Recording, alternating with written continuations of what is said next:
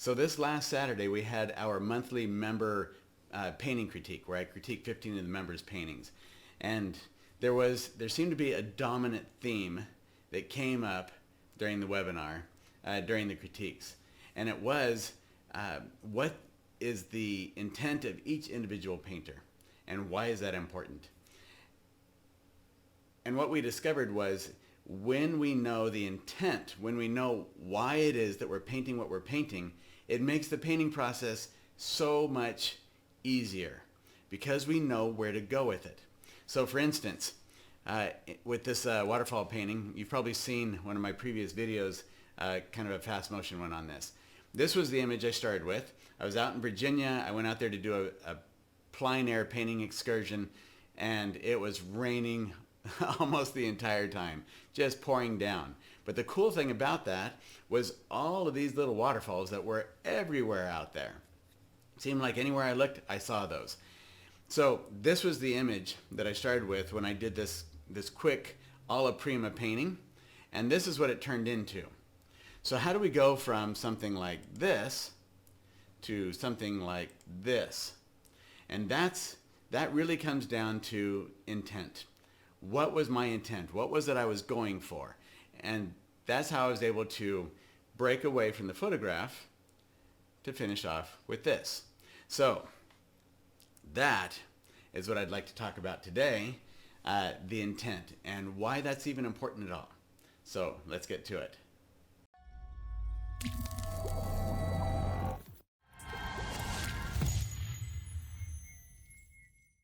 All right, so getting back to intent. Let's go to that image again. Not that one. This one right here. So when I saw this, I was really enamored with all those little waterfalls, and I didn't get to paint one while I was out there. I ended up painting up on the Blue Ridge Parkway. It was really pretty up there. It was also super cold. I think it got down to about 32 degrees, and when I had left home, it was up in the 60s and 70s. So I wasn't very smart. I didn't dress for the occasion. I had a coat, but I didn't have any gloves. I wasn't very warm. So I sat out there painting, and I was freezing, but it was still so beautiful, and I enjoyed the whole process. But I wanted to paint one of those waterfalls. So I went back to my videos, and I actually took this image from one of those videos. It's a still from a video. And I just thought, there's something about the way that waterfall cascades in that diagonal. It just seems very exciting to me. But then I had all these distractions. So when I look at this and I see, let's see, am I at 100%? Yeah. When I see this tree right here, and I see these trees over here, they just seem like they are taking away from the waterfall. So when I look at an image like this, there's so many different directions that I could go with this, to paint this. But to me, I wanted to paint the waterfall. I wanted that to be the focus of what I was doing. And so if I took all these trees and left them in there, to me that detracts from the waterfall. I really can't, look at this guy right here. We got this tree right in the middle of the painting. I can't see the waterfall there. When I look at this guy right here, it blocks off a big portion of the waterfall right back in here. All of these trees in here, they block off a lot of what's happening with this waterfall. This little one coming across there. And so when I first started the painting, I thought that I might leave some of those trees in there. But I had already decided that I would probably take this one out, possibly, but it's particularly this one right here and these, and probably this one. So that was the first step in deciding what my intent was. Getting rid of those trees meant that I could focus solely, or the viewer could focus solely, on the waterfall.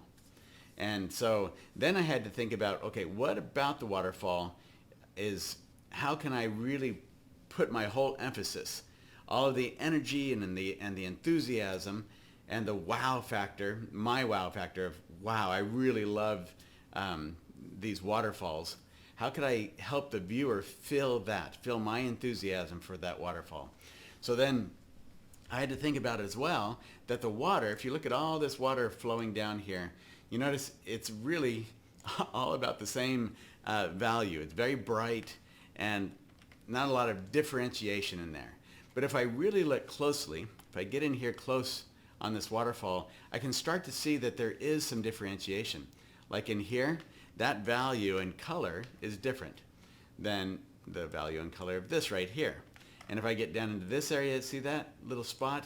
Look at that yellow-green color. That's really a lot of what I saw when I was out there.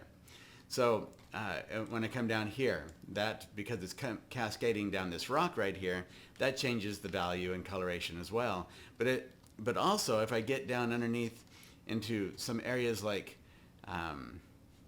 underneath where it's in the shadows, I don't know, there's not a great example in here, I guess, but some of this sort of thing where it's not so much out in the full light, that's sort of what was in my mind when I started thinking about this waterfall.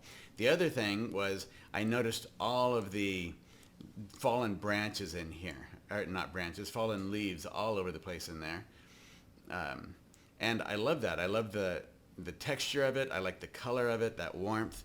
And I also liked the dark shadows in all of these rocks contrasting against that bright water. So those are some of the things that stood out immediately to me when I saw this image. And it brought back a lot of the memories I had of walking around and looking at those waterfalls and taking pictures and taking video and just all of it that intrigued me. So how did I go from really this to ending up with this? Let's watch a little bit of the video that of me in the painting process so that I can share that with you, and you can see sort of what I was thinking about along the way. I'll kind of describe that. So if you notice in this final painting image right here, well, let's see, let's go back to here. You notice the waterfall in here, it goes all the way up and just takes off right up out of the top of that picture. And when I first started this, I thought I'll probably put that in there. But what I like to do is start off a little bit abstract in the early stages of my painting. I'm really often in the early stages, I'm focusing more on the shadow pattern and on the shapes. So it's not so much the shape of here's a rock shape and here's a water shape, but more of the overall big shapes that make up the energy and the movement and the tension in the paintings. So I'm thinking about shapes that way, and then as I go along, I'll take those shapes and break them down into smaller and smaller shapes, depending on how the painting is progressing and how I feel about how much refinement I want to get into it. And a lot of times it's the painting that kind of dictates that to me. It's not that I have it entirely in my mind when I start. I have a good idea of what I think I want when I first start, but often that morphs, it changes as I'm working. And that's what happened with this painting, actually. So the way I started, we'll go back to the this video right here. So first I put down an overall tone, because when I saw those, here, let me bring this up again. When I saw all of this thatch in here, all I thought about was, with that thatch, all those leaves and branches and other things in there, it kind of has a unifying characteristic to it throughout the picture. So I thought a nice unifying tone. I don't always start with a tone on a painting on my panel before I start, but in this case I did. So I started with transparent oxide red, just wiped it across the whole. In fact, I just started, I didn't use any mineral spirits, it's just straight paint. And I just wiped that on there with my brush, just like that. Cover the whole panel with. So I get the whole panel covered, and then I use my paper towel to finish it off, to just get a tone over the whole thing. And it's just straight paint, straight from the tube, no walnut oil, no mineral spirits, nothing, no medium at all. And I do that through the whole painting. I don't use any mediums, nothing in this painting. So then as I move through that, I thought the main thing that I want to get on top of that is the structure of the shadows. So that's what this is all about. I start to lay in, I start to think, as I'm looking at that image, really it comes back to this. When I'm looking at the image, I'm seeing this stuff. These dark shapes in here, dark shapes here, the overall shape of this rock maybe, but a lot of it is this. It's these dark shadows that move us through the painting, and I start to compose those in my mind. And so then when I go to the painting, I'm thinking of that as well. This is it. I'm right in, as you can see, all these little areas here with the darks in there. That's just those little dark spots underneath those rocks. I don't have to go in and draw each of those rocks perfectly and get this outline right from the start of all of those little rocks. I don't like to do that. Okay, that's a possibility, and that works really well for a lot of artists. It doesn't work well for me because if I go in and I draw everything out with kind of an outline of all the different rocks, I feel a bit confined, and mentally it causes me to it's almost like it becomes a paint by number situation, and I think it sets up some mental boundaries for me. So that's why over the years I've shied away from that. I tend to like to go right in and start to either like this, where I get the main dark shadows established all the way through. I'm kind of getting the movement of those dark shadows established in the painting, or I come in with big color filled areas of just the major colors or values that are in the painting. So when I do it this way, sometimes I end up here after a little while where the whole thing is kind of messy looking. It's just, it doesn't make any sense to anybody else. But when I'm looking at it, I'm seeing in my mind all the big rocks, and I'm seeing it in terms of value, dark and light. I'm not worried about color here. I'm not worried about anything else. But that underlying tone, if you notice, a lot of this is done with a dry brush stroke. And by dry brush, I'm talking about in the very end, when I'm finished with the painting, you'll see all this little bits of orange sticking through. That is the original color that was in there. All of this right here, a lot of that is that original color or the original tone that was put down on the painting. Over here, down in here, much of that is just thin paint that is dry brushed, and by dry brush I mean the bristles of the brush kind of splay at the ends, and so I'm not putting down a thick opaque layer of paint. I'm letting the bristles break up and just lay a broken amount of paint over it, so that the underlying colors still come through and I get layers of it. And I love that because it works really well with rocks. When I do that sort of thing, it feels to me like the striated color that I see in rocks oftentimes. So I get that down, and then I start to come in with some of the really figuring out the different rock shapes. And, well, not really. I mean, as you can see here, I'm not going for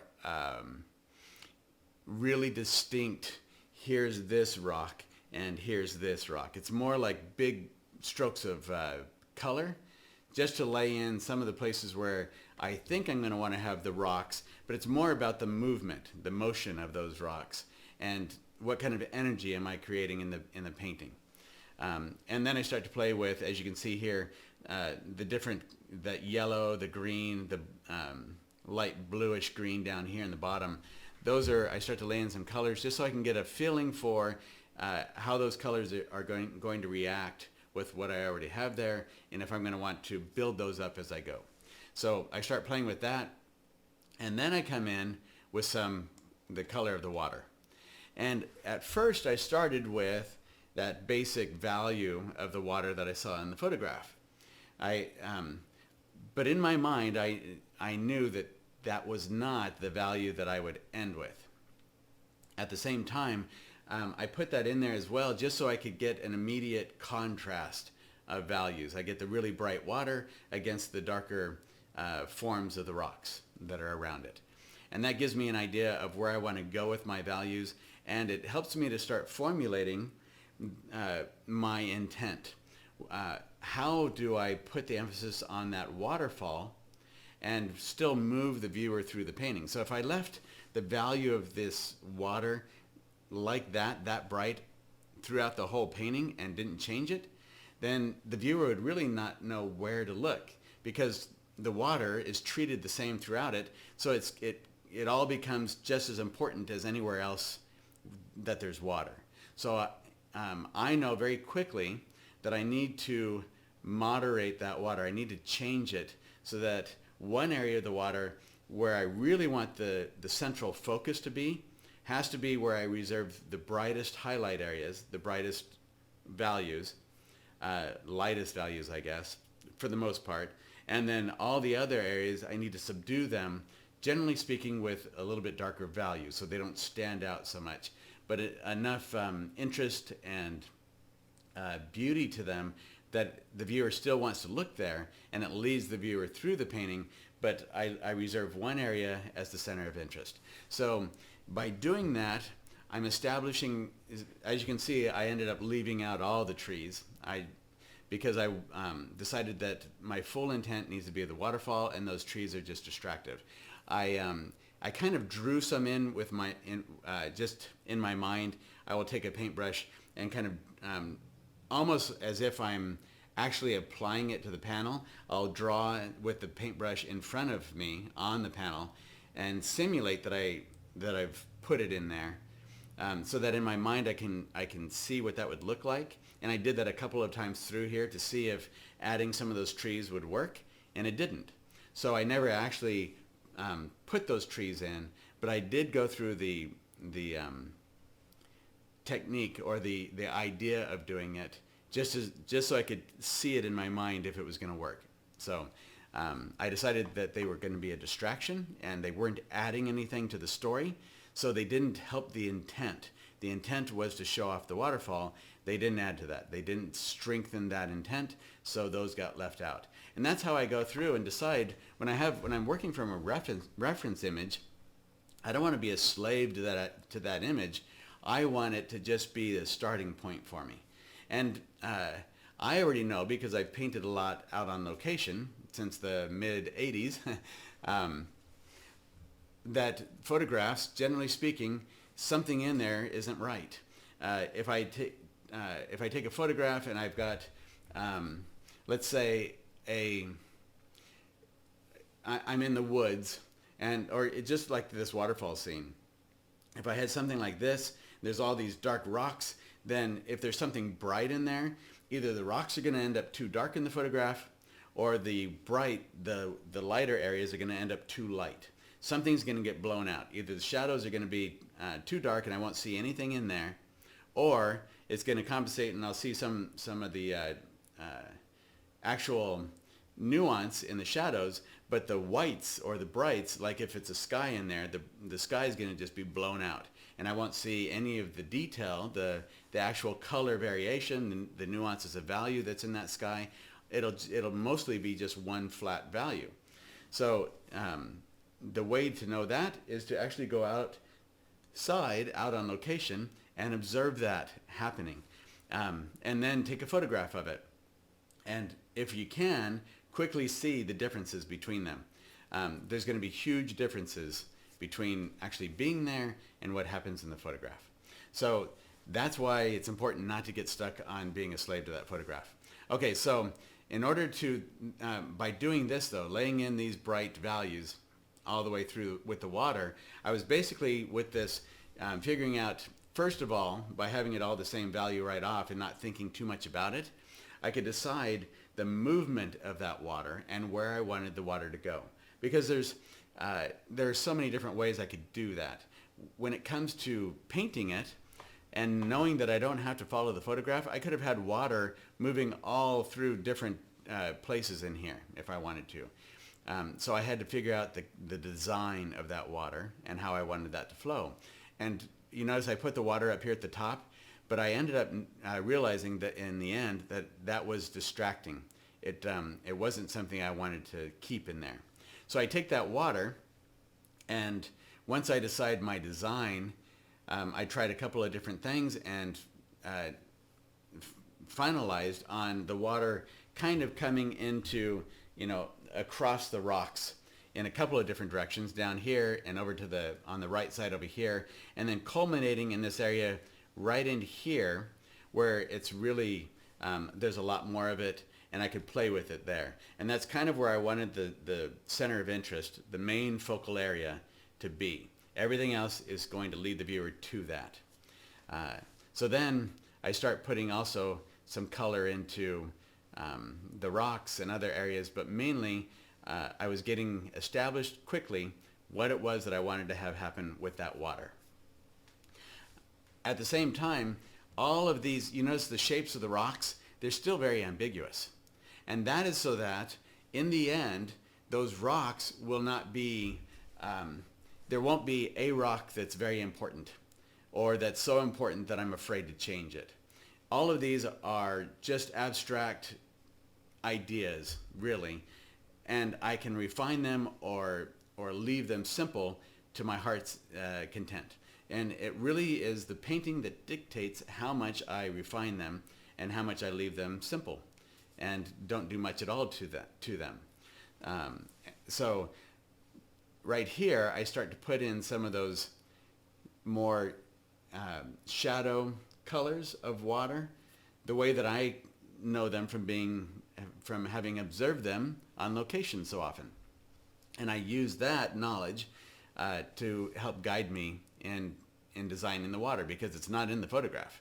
If we go back to that photograph right here, you can see that there really isn't much at all in the way of color variation in there. So I have to use what I know from direct observation to compensate for what's lacking in the photograph. And even if this was how it looked when I was there, I could still change that because I like to have a lot more color than that.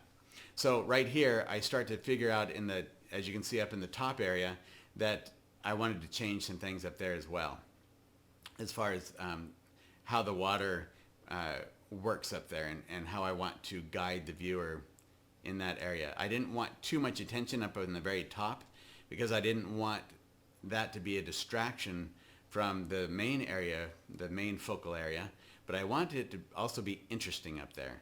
So here I start to lay in some colors into the rocks, and I do that in a way that allows me to determine if they're going to detract from the main area of focus, which is the water coming down those rocks.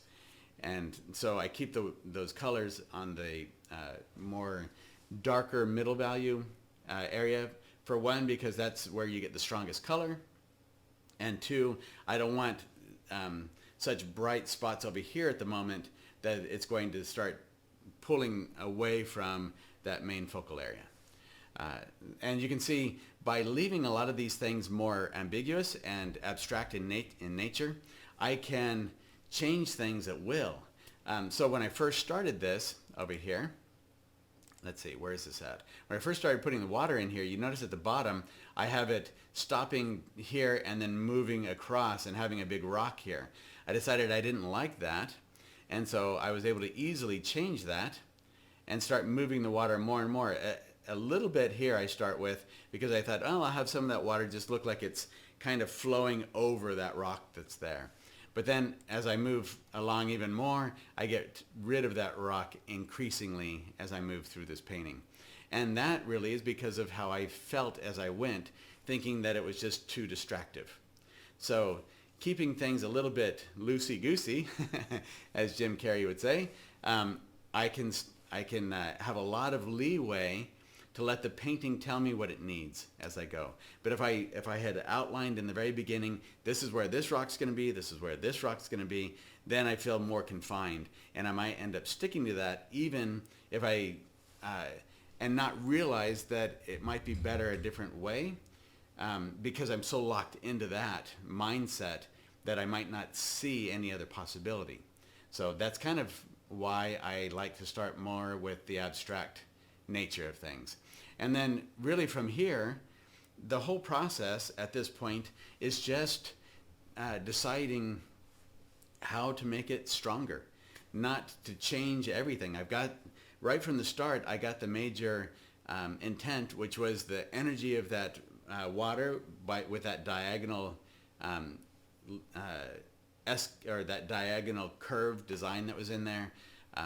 I got the feeling that I wanted right from the start.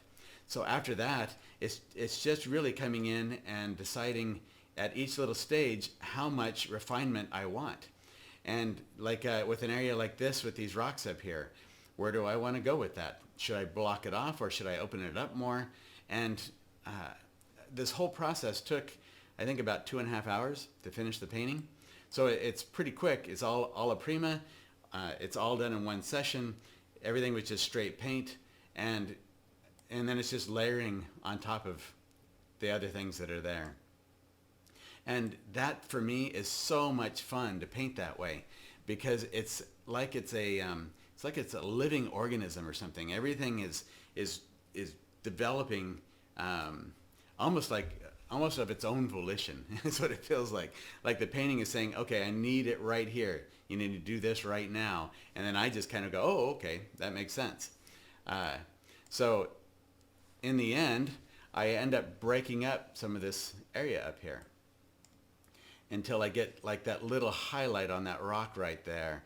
And then, which to me, I loved it because it took that dark area of that rock and turned it into a much more dynamic shape. And that highlight coming across the top like that moves me down into other areas of the painting. So each thing is kind of, I'm trying to get it so that it leads the viewer, again, back to that main focal area, but also leads the viewer around throughout the whole painting. And then when we get towards the end, it's all just small refinements, little things that I feel need to be done. Like right here, over here we've got these two, it almost looked like a baboon face right there. The nose right there, the two dark eyes, the shape of the head. So I kind of watch for that too, so that I don't have things that look like something else.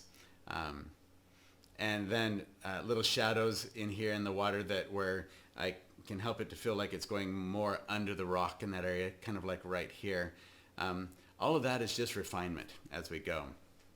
But in the beginning, if we have our intent, that will help us to know what the painting needs and what it doesn't. What might be in the photograph that works for us and what really doesn't work at all in that photograph. And we get rid of those things that don't work, the things that don't contribute to the main intent that we have with that painting. So I talked about some of that in the last video using my aspen tree paintings, but I thought it might be instructive going back to this, especially after that webinar. So this critique webinar that I was talking about, that's with our membership. I can only do 15 a month because I spend, generally speaking, anywhere from an hour to 3 and 4 hours a piece using Photoshop to critique the images that are sent to us. So, but we do a rotation where if one artist was in on 1 month, then the next month, if they're, depending on the new people that come in with that, we try to make it so that everybody gets a shot at having a painting critiqued. But it's a live thing that I do. Once I'm done finishing the critiques, we do that live webinar on a Saturday morning, the last Saturday of the month, and everybody can come in and watch, and there's live interaction with it. So for me, we've been doing that since 2015, and it's a great way to really get to the basic principles. And in this last one, the basic principle that really stood out was, what is your intent? Why are you painting this? Is it just to make a pretty picture, or was there something about that when you were there, when you experienced it, unless you're using somebody else's photographs, which I really don't recommend. Sometimes that can happen. If you see a photograph where you're already familiar with the subject, you've been there yourself, but you just saw someone's photograph and you go, wow, that's really cool, and something about that intrigues you, I can understand that. But overall, using our own photographs, it's much better because we have a personal connection to it. There's something about that that was important to us. And so remembering, why did you take that photograph in the first place? If it's like National Lampoon's Vacation, where they just jump out, they see that they're at the Grand Canyon, they jump out, take a picture of it because that's what you're supposed to do when you go to the Grand Canyon, and then you hightail it out of there without really experiencing it. Yeah, that's a completely different thing. Although that is a really good thing to do. Go to the Grand Canyon, experience that, and then take pictures of it. And when you get home, you'll realize when you're looking at these pictures, there is no comparison between being right there and feeling the enormity of what you're experiencing, and then looking at a photograph. You'll just go, wow, it is not apples to apples here. There's no comparison between the feeling you get from that photograph and what you're going to get when you're standing right there, especially standing on the precipice somewhere. So that's really what this is all about. It's that idea of there's a feeling we get when we're there. There's some first thought, whether it's a texture that we saw in the rocks, or the way the light was filtering down through the leaves of the trees, or the colors, or something about the atmosphere. There was something in that moment when we first saw it that caused us to just go, wow, that is so cool. I love that. I want to share this with my family, with my friends, with anyone that I can, to get that same feeling, to have that same experience. So if you're trying to figure out with your painting, how can I really express to my viewers or to anyone why I loved this so much, then you're on the right track. If you look at a picture, at a photograph, and you just think, oh, that's so pretty, I want to paint that, then you might want to rethink that. There's nothing wrong with just painting a pretty picture. Nothing at all. Painting itself is it's therapeutic. For a lot of people, it's a relaxing hobby, that sort of thing. But if you're wanting to go farther than that, and you want to share with somebody what it was that just grabbed your heart in that first instance, then that comes back to the intent. Why did you want to paint this in the first place? What did you see there that you just thought, oh man, I really want to paint that? That will put you on the right track. That's what you have to go for. So if you can capture that first intent, you're on the right track. And then you can take the reference images that you take, and you can ignore anything in there that doesn't help to magnify that first intent, what it was that captured your heart. And if you can paint what captured your heart and focus on that, then you're going to end up capturing somebody else's heart in your work as well. So good luck with that. And remember, go back to that first intent. It's a winner. It is the way to do it, and you won't regret that. It's so much more powerful than just painting for the sake of painting something that you think is kind of cool. So anyway, or just painting a pretty picture. So have fun with it. And if that's a little bit confusing, let me know. And I'll try to explain it better if I can. So have fun, and happy painting.